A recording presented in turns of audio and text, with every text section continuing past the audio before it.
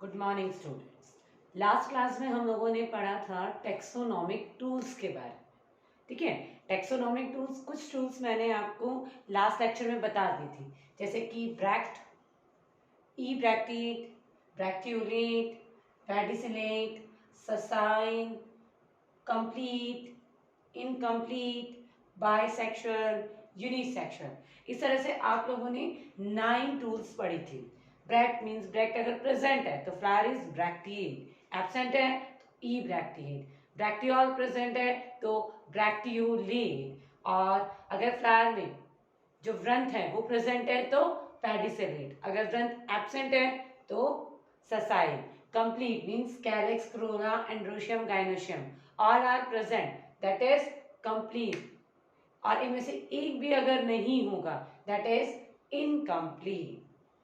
Next, अगर दोनों sex organ means male and female both are present that is bisexual, और अगर इनमें से एक भी एब्सेंट होगा तो यूनिसेक्सुअल। ओके, और अगर दोनों ही स्टेराइल होंगे तो न्यूट्रल, और अगर एक मीन्स कौन सा, मेल अगर प्रेजेंट होगा तो स्टेमिनेट, और अगर फीमेल प्रेजेंट होगा तो उसे कहेंगे प्रिस्टीरियम। अब हम पढ़ेंगे इससे आगे की टर्मिनोलॉजी, कि इससे आगे और क्या टर्मिनोलॉजी है जो हमें टेक्सोनॉमी में हेल्प करेगी। नेक्स्ट जो टर्म है वो टर्म है सिमेट्री से रिलेटेड। सिमेट्री मीन्स होती है सममिति, कि फ्लावर की सिमेट्री कैसे, इससे रिलेटेड है हमारी नेक्स्ट टर्म। सिमेट्री से रिलेटेड दो टर्म होते हैं, एक होता है एक्टिनोमॉर्फिक, एक होता है जाइगोमॉर्फिक। एक्टिनोमॉर्फिक मीन्स कि जैसे मेरे हाथ में फ्लावर है, ठीक है, ये मान लो ये फ्लावर है, सिंपल से अगर मैं बात करूं, ये मेरे पास फ्लावर है, ठीक। इस फ्लावर को मैं अगर किसी भी एक्सेस से कट करूं, मीन्स ऐसे कट करूं, ऐसे कट करूं, ऐसे कट करूं, ऐसे कट करूं, मतलब किसी भी सिमेट्री से मैं इसको कट करती हूं तो ये इक्वल पार्ट्स में डिवाइड होगा। मैंने इसको ऐसे काटा तो भी ये दो इक्वल पार्ट में होगा, मैंने इसको ऐसे कट किया तो भी इक्वल में होगा, मैंने इसको ऐसे किया तो भी इक्वल होगा। तो अगर फ्लावर को हम किसी भी एक्सेस से कट करते हैं तो अगर वो इक्वल पार्ट्स में डिवाइड होता है that is non a actinomorphic flower. क्या कहते हैं उसको? Actinomorphic flower. जो फ्लोरल फॉर्मूला है उसमें भी इस चीज को मेंशन करते हैं, उसको जिसको मेंशन करने के लिए हम लोग इस तरह का सिंबल यूज करते हैं। जब फ्लावर फॉर्मूला में आपको ये वाला सिंबल मिले मींस फ्लावर एक्टिनोमॉर्फिक है। क्लियर? एक्टिनोमॉर्फिक मींस फ्लावर को आप किसी भी एक्सेस से कट करते हो तो वो टू इक्वल पार्ट में डिवाइड हो जाता है, that is called actinomorphic flower. Next है जाइगोमॉर्फिक फ्लावर। जाइगोमॉर्फिक फ्लावर जो होता है वो कैसे होता है?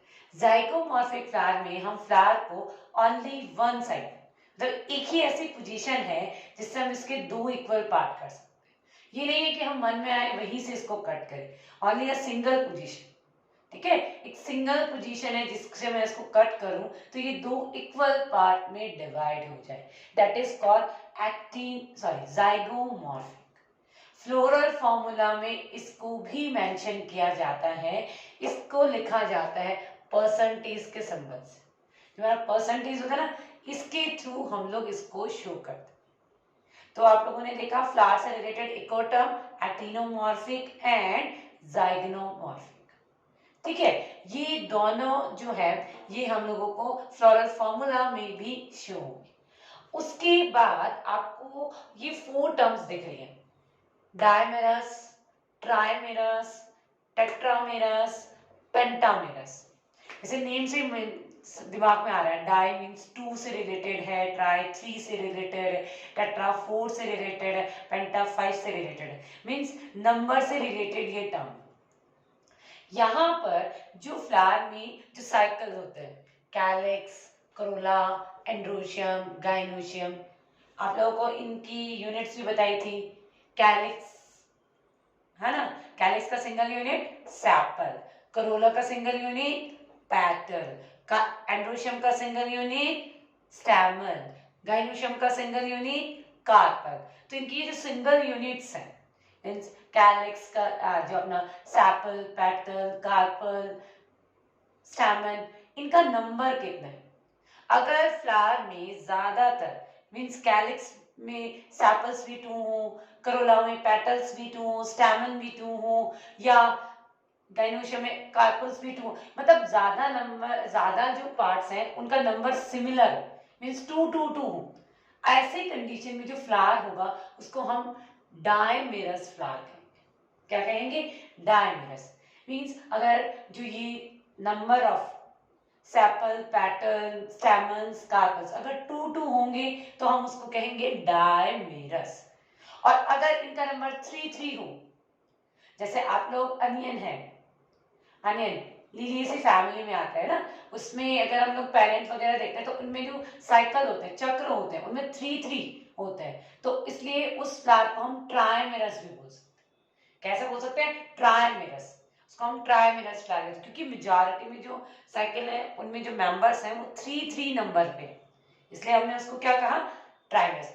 ट्राइकार्पली उसमें ओवरी होती है, एंड जो स्टैमन होते हैं 6 होते हैं, लेकिन 3 के साइकिल में होते हैं, तो 3 ज्यादा हो रहा है, इसलिए हमने उसको क्या कहा? ट्राइमेरस। ओके, नेक्स्ट, फिर अगर ये इनका नंबर 4 हो तो हम उसको टेट्रामेरस कहते हैं। जैसे अगर आप लोग देखें सरसों है ना, मस्टर्ड जो होता है उसमें 4 पेटल्स होते हैं, स्टेमन 6 होते हैं, लेकिन टेट्रा डायनामस कंडीशन में होते हैं, 4 अलग होते हैं, 2 अलग होते हैं। तो ऐसे में क्या हो रहा है? 2 साइकिल में 4 का आ रहा है, तो इसलिए हमने उसको क्या कह दिया? टेट्रामेरस। 5 हो, जैसे नॉर्मली जब हम फ्लावर का स्ट्रक्चर स्टडी करते हैं तो हम कौन सा फ्लावर देखते हैं? बुक्स वगैरह में आप जो फ्लावर देखते हो तो सबसे पहले हिबिस्कस का फ्लावर आता है, गुड़हल, चाइना रोज जो होता है, उसमें हम देखते हैं सैपल्स भी 5 होते हैं, पेटल्स भी 5 होते हैं, हाँ एंड्रोशियम इन्फिनिटिव होते हैं, ओवरी में कार्पल भी 5 होते हैं। तो इस कंडीशन में ज्यादा नंबर किसका आ रहा है? 5 आ रहा है ना, इसलिए उस फ्लावर को हम क्या बोलेंगे? पेंटामेरस। ठीक है, तो आपको समझ आया कि फ्लावर में जो उसकी चक्र है, साइकिल्स हैं, उनकी जो नंबर मेजॉरिटी में 2 या 3 बार सेम नंबर रिपीट हो रहे हैं तो फ्लावर को हम वैसा ही बोलेंगे। अगर 2 नंबर ज्यादा रिपीट हो रहा है दैट इज डायमेरस, 3 हो रहा है ट्राइमेरस, 4 हो रहा है टेट्रामेरस, 5 हो रहा है पेंटामेरस। क्लियर? ये भी हम लोग फ्लावर का जब डिस्क्रिप्शन लिखते हैं उसमें हम लोग मेंशन करते हैं। ठीक है, अब नेक्स्ट आते हैं। नेक्स्ट में हम लोग थैलेमस। थैलेमस आपको पता है किसे कहते हैं?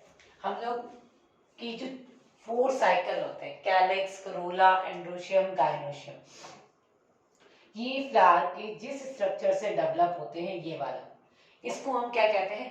थैलेमस।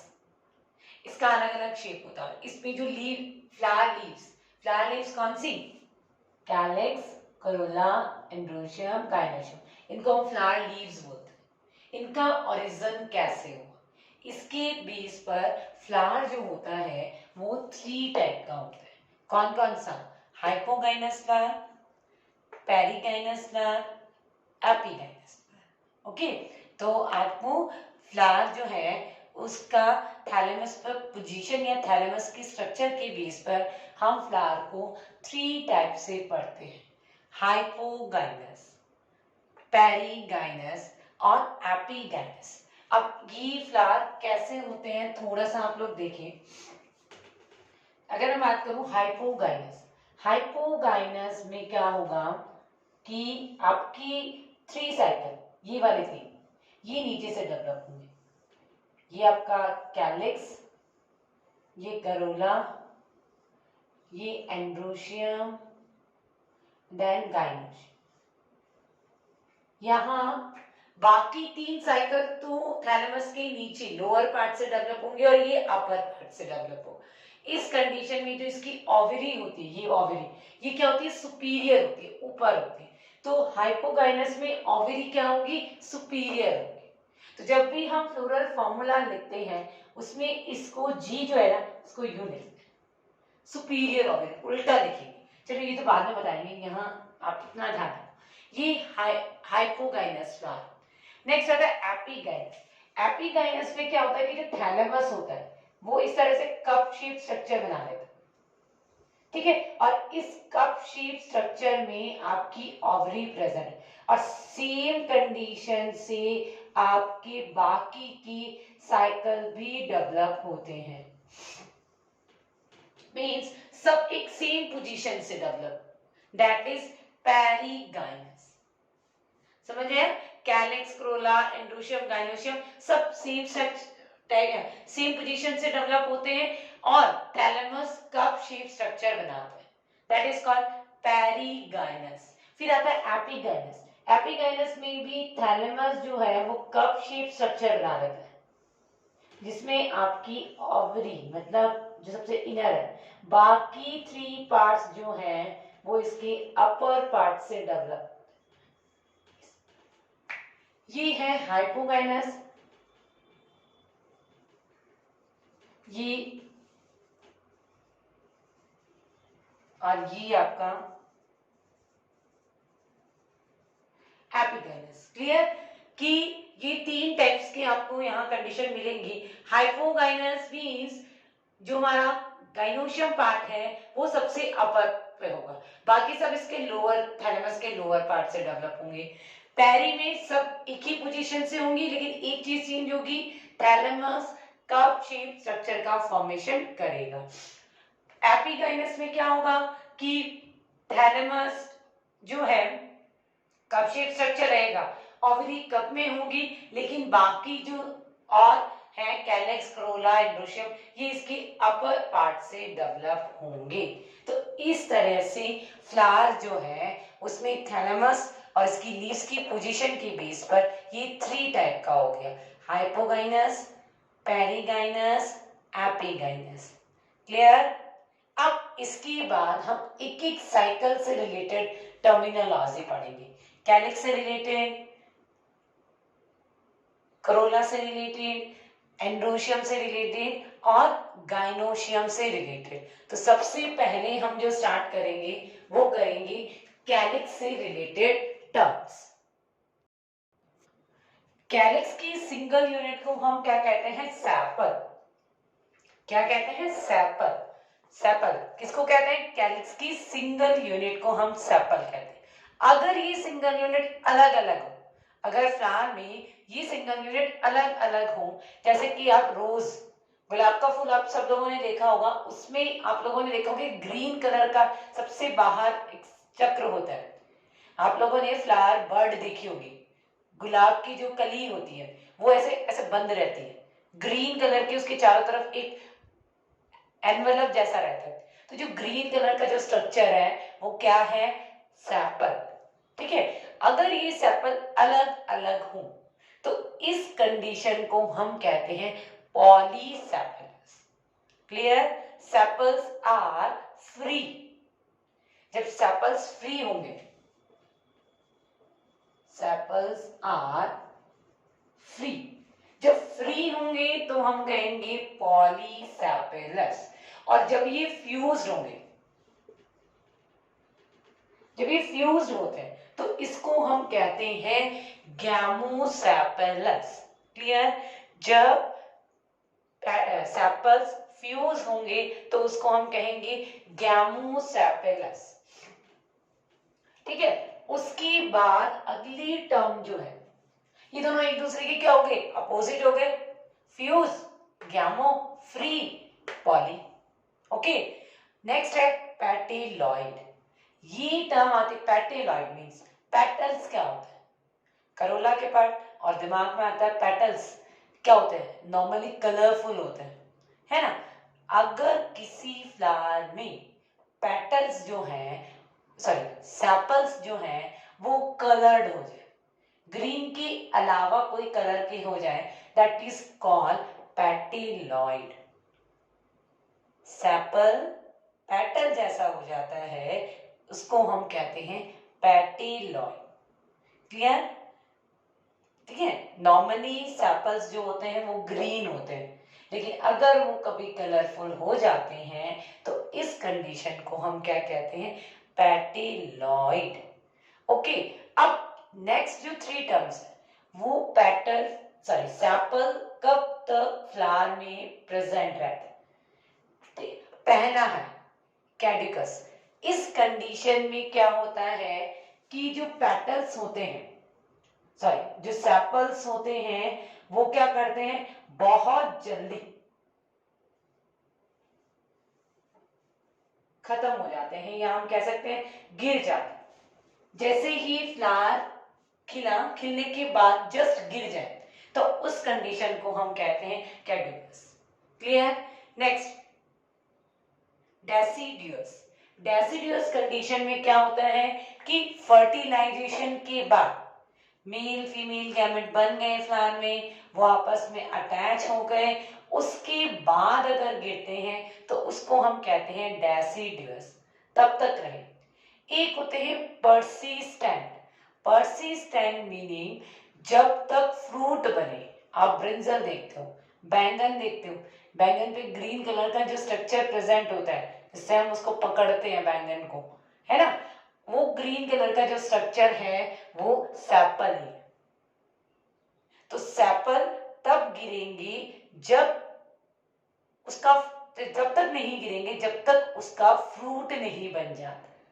तो एक बार फिर से देखें, अगर सेपल फटाफट गिर जाए, फ्लावर बड बनते ही गिर जाए, उसको कहते हैं डेक्यूस। सेकंड, अगर फ्लावर फर्टिलाइजेशन के बाद फ्लावर में सेपल फर्टिलाइजेशन के बाद गिरते हैं तो डेसिडियस। और अगर ये फ्रूट बनने तक रहते हैं तो इसको हम कहते हैं पर्सिस्टेंट। तो आप लोगों ने कैलिक्स से रिलेटेड ये 6 टर्म्स देखे। पहला, अगर सेपल फ्री है दैट इज नॉट पॉलीसेपेलस। अगर सेपल फ्यूज है तो गैमोसेपेलस। अगर सेपल्स ग्रीन के अलावा किसी कलर के हैं दैट इज पेटेलॉइड। अगर सेपल्स फ्लावर बर्ड बनते ही गिर रहे हैं तो ऐसे सेपल्स को डेक्यूस। और अगर फ्लावर फर्टिलाइजेशन के बाद गिर रहे हैं दैट इज डेसिडियस। ठीक है। अगर फ्लावर फ्रूट बनने के बाद भी प्रेजेंट है सेपल्स तो उसमें उसे कहेंगे पर्सिस्टेंट। ठीक है, ये टर्म्स हुई हमारी कैलिक्स से रिलेटेड। नेक्स्ट जो टर्म होंगी वो हम पढ़ेंगे करोला से रिलेटेड, कि करोला में कौन कौन सी टर्म्स आती हैं। करोला की सिंगल यूनिट को क्या कहते हैं, पेटल। क्या कहते हैं, पेटल। अगर पेटल सेम सेपल के जैसे अगर पेटल फ्री है, अलग अलग है, दैट इज पॉलीपेटलस। जैसे हम सेपल में कहा था पॉलीसेपेलस, वैसे ही अगर पेटल्स फ्री हैं दैट इज पॉलीपेटलस। अगर पेटल्स फ्यूज है दैट इज गैमोपेटलस। क्या कहते हैं उसको, गैमोपेटलस। और अगर पेटल्स सेपल जैसे हैं मींस अगर ये ग्रीन कलर के हैं दैट इज कॉल्ड सेपेलॉइड। जैसे हमने सेपल्स को कहा था अगर वो कलरफुल है तो उन्हें हम पेटेलॉइड कहते हैं, जस्ट उसका अपोजिट होता है सेपेलॉइड, मींस ये ग्रीन कलर के हैं। इसके बाद ये जो हमारा करोला और कैलिक्स है उसका एस्टिवेशन मींस वो फ्लावर में कैसे प्रेजेंट है, किस किस पोजीशन पे प्रेजेंट होते हैं, उसको हम कहते हैं aestivation of calyx and Corolla. उसको देखेंगे हम अभी। इनका एस्टिवेशन हम लोग 5 टाइप से पढ़ेंगे, वेलवेट, ट्विस्टेड, इम्ब्रिकेट, क्विंसिकल, वैक्सिलरी। ये आपको जब आप फ्लोरल डायग्राम बनाएंगे तो इस चीज का आपको स्पेशल ध्यान रखना होगा कि हम कैसा बना रहे हैं। ओके, इनको एकदम अच्छे से आप लोग ध्यान से देखें कि कैसे होते हैं, क्योंकि हर फैमिली में हमें फ्लोरल डायग्राम बनाना होगा। ठीक है, फ्लोरल डायग्राम जब बनाना होगा तो इस चीज का स्पेशली ध्यान रखना होगा। सबसे पहले अगर मैं बात करूं वेलवेट की, वेलवेट में क्या होता है, मैं 5 कैलिक्स या 5 सेपल या 5 पेटल लेके ये चीज बनाऊंगी तो दोनों में चलता है वेलवेट। वेलवेट में क्या होता है कि जब हमारे 5 है 1 2 3 4 5 सबकी कॉर्नर्स आपस में मैच करते हुए होंगे इस तरह से। ये इस तरह से अगर कैलिक्स और करोला में सैपल और पेटल अरेंज रहते हैं दैट इज वेलवेट। सेकंड जो है वो है ट्विस्टेड। ट्विस्टेड में क्या होता है कि एक सैपल का एक पॉइंट अंदर और एक पॉइंट बाहर, ये इसका अंदर हो गया ये, फिर इसका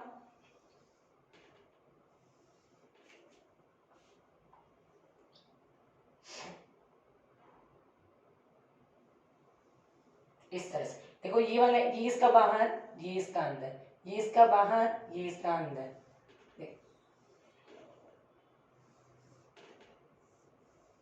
इस तरह की जब कंडीशन होती है मीन्स एक हिस्सा बाहर एक अंदर, बाहर अंदर, बाहर अंदर, बाहर अंदर, बाहर अंदर, ये वाली जो कंडीशन होती है that is called twisted. Clear? Next है इम्ब्रिकेट। इम्ब्रिकेट में क्या होता है, एक सेपल या पेटल कंप्लीटली अंदर होता है और एक सेपल या पेटल कंप्लीटली बाहर होता है, बाकी जो 3 बचे वो अंदर बाहर होंगे। देखो इस तरह से 1 2 3 4 देन 5। ये देखिए ये कंप्लीटली बाहर, सॉरी अंदर, ये कंप्लीटली बाहर, ये अंदर बाहर, अंदर बाहर, अंदर बाहर। इसको कहते हैं इम्ब्रिकेट। फर्स्ट कंप्लीटली अंदर, सेकंड कंप्लीटली बाहर और 3 जो है वो अंदर बाहर है, इसको हम कहते हैं इम्ब्रिकेट। नेक्स्ट आता है क्वीन स्क्वायर। क्वीन स्क्वायर में क्या होता है, 2 कंप्लीटली अंदर, 2 कंप्लीटली बाहर, 1 अंदर बाहर। देखो 1 2 3 4 देन 5। ये आपने देखा कंप्लीटली अंदर है, ये कंप्लीटली बाहर, ये कंप्लीटली अंदर, ये कंप्लीटली बाहर, ये अंदर बाहर। इस तरह की जो कंडीशन होती है उसको हम कहते हैं क्वीन स्क्वायर। एक बार आप फिर से देखिए यहाँ तक, वेलवेट में सभी पैटर्न या सैपल सेम पोजीशन में होंगे, ठीक है। ट्विस्टेड में 1 कॉर्नर अंदर, 1 कॉर्नर बाहर, बाहर अंदर, बाहर अंदर, बाहर अंदर, बाहर अंदर, ओके। फिर इम्ब्रिकेट में 1 अंदर 1 बाहर, सॉरी एक कंप्लीटली अंदर एक कंप्लीटली बाहर, 3 अंदर बाहर, अंदर बाहर, अंदर बाहर। क्वीन स्क्वायर में 2 कंप्लीटली इनसाइड, 2 कंप्लीटली आउटसाइड और 1 इन और आउट दोनों से। क्लियर? अब हमारा नेक्स्ट बचा है वैक्सिलरी। तो वैक्सिलरी में क्या होता है, ये थोड़ा सा डिफरेंट है। वैक्सिलरी में एक पेटल लार्ज हो जाता है इस तरह से, ठीक है। यहां पर ये कंपैरेटिवली इससे स्मॉल होते हैं और यहां ये सबसे स्मॉल होता है, आपस में अटैच होता है। इस तरह का जो एस्टिवेशन होता है वो कहलाता है वैक्सिलरी। जो हमारा पी मटर जो होता है उसमें आपको ये देखने को मिलेगा। देखो इससे, इस वाली कंडीशन से आप, जो हमने आज टर्म स्टार्ट की थी सिमेट्री वाली बताई थी ना मैंने आपको, एक्टिनोमॉर्फिक और जाइगोनोमॉर्फिक, जैसे ये वाला कंडीशन है, इसमें मैं इसको कहां से भी कट करूं ना तो ये 2 इक्वल पार्ट्स में डिवाइड हो जाएगा। इसलिए ये कंडीशन अगर किसी फ्लावर में है तो उसको हम कहते हैं एक्टिनोमॉर्फिक। इसको मैं केवल यहां से ही अगर मैं कट करूं तो ही ये 2 बराबर पार्ट में डिवाइड होगी। अगर मैं इसको यहां से कट करूं तो इधर तो 4 रह गए पेटल्स, इधर 1 ही रहा। अगर मैं इसको यहां से कट करूं तो इधर 1 2 3 और हाफ, यहाँ 1.5 रह गया। तो ये वाले में ये एक ही ऐसी कंडीशन है, यहां से ये क्या करेगा, 2 इक्वल पार्ट में डिवाइड होगा। ये वाला जो फ्लावर होगा वो होगा जाइगोनोमॉर्फिक और ऐसे कंडीशन वाले होंगे वो होंगे एक्टिनोमॉर्फिक, ठीक है। तो इस तरह से हमने 5 टाइप का एस्टिवेशन पढ़ा। पहला टाइप था वेलवेट, सेकंड था ट्विस्टेड, थर्ड था इम्ब्रिकेट, फोर्थ था क्विंस्केयर और फिफ्थ था वैक्सिलरी। ये 5 के 5 टाइप आप अच्छे से रिकॉग्नाइज कर लें और अच्छे से लर्न कर लें, क्योंकि बार बार में फ्लोरल फॉर्मूला और फ्लोरल डायग्राम जो होते हैं इनको हम लोग लिखते हैं, आगे हम फैमिलीज पढ़ेंगे और मैं सिर्फ इतना लिखाऊंगी। कैलिक्स का अगर डिस्क्रिप्शन हम करेंगे तो 5 सेपल्स, गैमोसेपलस, ट्विस्टेड। ट्विस्टेड लिखेंगे मींस आप लोगों को क्या करना है, जब बनाओगे एक अंदर एक बाहर, एक अंदर एक बाहर, इस तरह से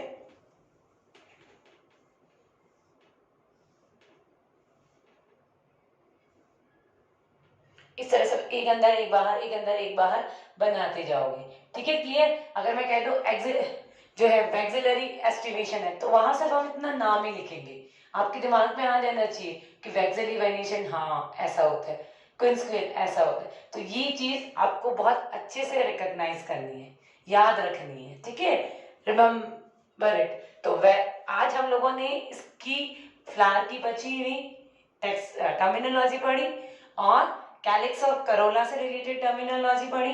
कल की क्लास में हम एंड्रोशियम और गाइनोशियम से रिलेटेड जितनी भी टर्मिनोलॉजी है, टेक्सोनोमिक स्टूल्स हैं, वो पढ़ेंगे। ठीक है, इनको आप बिल्कुल ध्यान से और अच्छे से लर्न करोगे।